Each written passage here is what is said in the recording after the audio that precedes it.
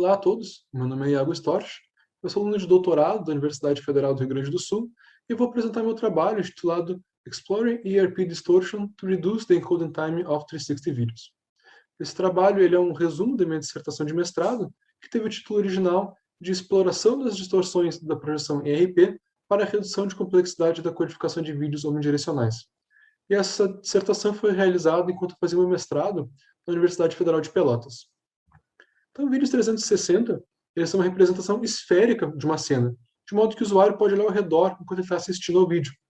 Entretanto, não existe nenhum padrão para fazer uma codificação de vídeos 360 no domínio esférico, de modo que esses vídeos são primeiro projetados para uma superfície retangular, e em seguida esse vídeo retangular ele é codificado por padrões de codificação de vídeo convencionais. Existem várias maneiras para fazer a projeção, mas a projeção equiretangular, ou ERP, é a mais utilizada. E com essa projeção, quanto mais próximo do polo norte ou do polo sul estiver uma textura, mais esticado no sentido horizontal ela vai estar, ou seja, mais distorcida. E não existe nenhum esticamento vertical. O problema é que os padrões de codificação convencionais não foram desenvolvidos pensando nesse tipo de textura. Então é possível que eles tenham um comportamento diferenciado quando estejam codificando esses tipos de vídeo. Dessa forma, o objetivo desse trabalho é avaliar como que as distorções da projeção interferem nas decisões do codificador e, em seguida, explorar essa influência para poder acelerar a codificação. Para fazer as nossas avaliações, a gente adotou uma metodologia onde foram codificados 4 vídeos 360 e 4 convencionais, e algumas avaliações se deram com uma abordagem dividindo o vídeo em 3 ou em 5 bandos. E o desenvolvimento desse trabalho ele seguiu por 4 perguntas principais, que são: como a distorção interfere na seleção do modo skip, como a distorção interfere na seleção dos vetores de movimento, o quão redundante é a estimação de movimento fracionária devido à distorção, e como que a distorção interfere na seleção dos tamanhos de bloco na predição intro.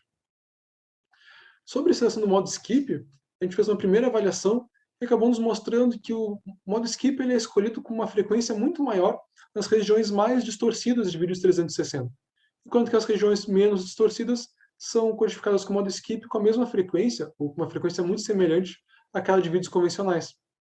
E uma segunda avaliação também sobre o modo skip, onde a gente tentou cruzar a variância dos blocos com as ocorrências de skip.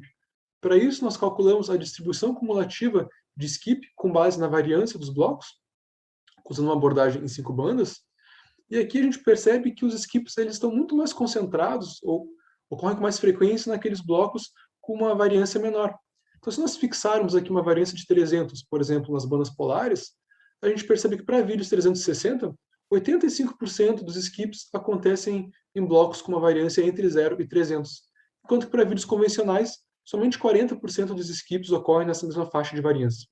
E esse comportamento ele ainda se repete para as demais bandas.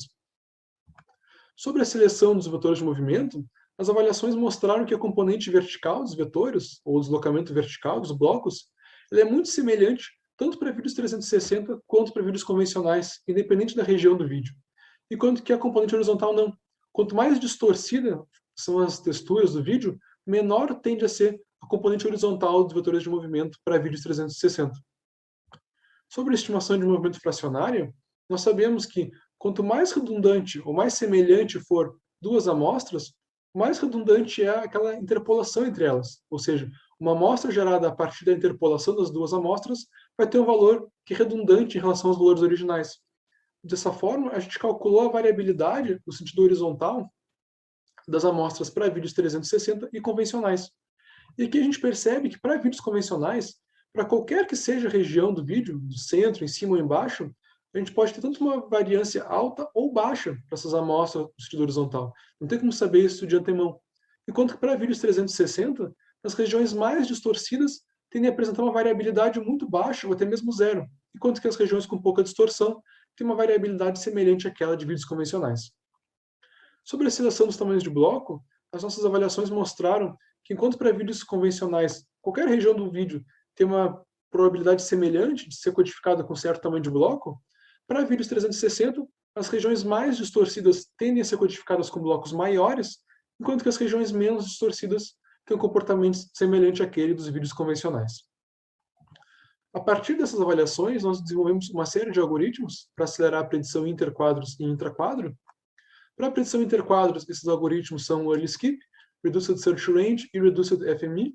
Esses três algoritmos podem ser utilizados ao mesmo tempo dentro do pipeline da predição interquadros. E para a predição intra, os algoritmos são Reduced Intra-Sizes, e nós também herdamos um algoritmo de um trabalho prévio, que é o Reduced Intramodes. Esses dois algoritmos também podem ser aplicados de forma simultânea durante a predição intraquadro. Para o algoritmo early skip, ele essencialmente vai fazer uma decisão prematura pelo modo skip, baseada na posição, variância e tamanho de bloco, e também na resolução do vídeo e no QP da codificação. E para isso, foi calculada a distribuição cumulativa de skip para todas as possíveis combinações de banda, variância de bloco, tamanho de bloco, resolução e QP, dando origem a várias dessas distribuições. Em seguida, elas foram utilizadas para gerar uma série de thresholds. E esse algoritmo, então, de forma bastante geral, se um bloco tiver uma variância menor do que o threshold, a gente vai fazer uma decisão prematura pelo modo skip. E sempre que a gente estiver codificando um bloco em outra posição, com outro tamanho ou com QP diferente, esse threshold vai ser atualizado para refletir o cenário atual da codificação. O algoritmo Reduced Search Range ele vai reduzir a largura da área de busca com base na intensidade da distorção. E a altura da área de busca não é alterada, visto que não tem um esticamento vertical.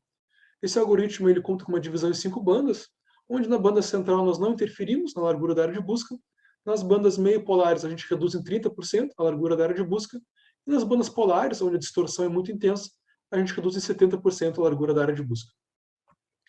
O algoritmo Reduced FME ele vai alterar a precisão da FME no sentido horizontal, com base na distorção. A precisão vertical não é alterada, visto que não tem um esticamento vertical. Esse algoritmo também usa uma divisão em 5 bandas, onde na banda central nós vamos utilizar a precisão máxima de meio e 1/4 de pixel. Nas bandas meio polar a gente vai usar somente a precisão de meio pixel. E nas bandas polares a FME é desabilitada no sentido horizontal.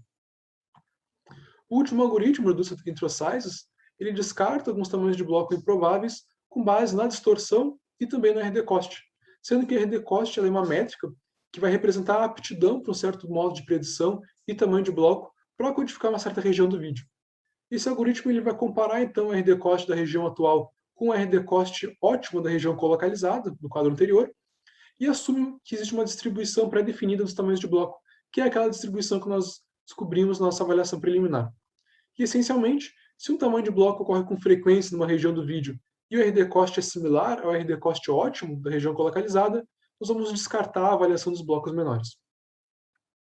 Para obter os resultados desses algoritmos, nós seguimos as condições comuns de teste para a codificação de vídeos 360, e a performance ela foi medida em termos de redução de tempo e eficiência de codificação, sendo que a eficiência de codificação foi medida com BDBR. E os algoritmos para predição interquadros foram testados com a configuração random access do codificador, e os algoritmos intraquadro foram testados na configuração Amintra. Aqui eu tenho os resultados para os algoritmos para predição interquadros, onde a última coluna, Intertech, representa um cenário com os 3 algoritmos habilitados ao mesmo tempo. E nesse caso, nós temos uma redução de complexidade média de 22,84%, com um BDBR médio de 0,652. Nós consideramos que esses resultados são melhores que os resultados do Liu, visto que nós temos uma redução de tempo que é um pouco menor, mas com uma eficiência de codificação muito melhor que a dele, mas o Ray tem resultados que são superiores aos nossos.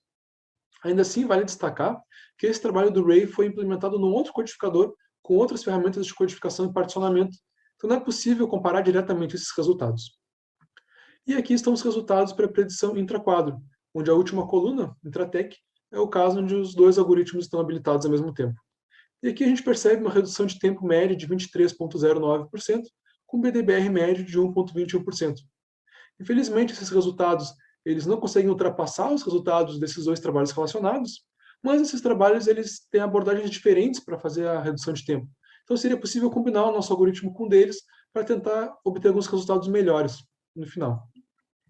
E como conclusão, a gente pode dizer que a projeção ela influencia fortemente nas decisões do codificador, e essa avaliação que eu conduzi aqui, ela é a mais completa que está disponível na literatura até o momento. Os nossos algoritmos mostraram que uma codificação adaptativa à distorção é capaz de reduzir de forma significativa o tempo de codificação, sem causar uma degradação significativa na qualidade do vídeo.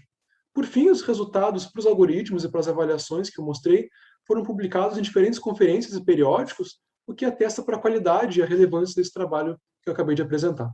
Então, muito obrigado pela atenção de todos, e isso encerra a minha apresentação.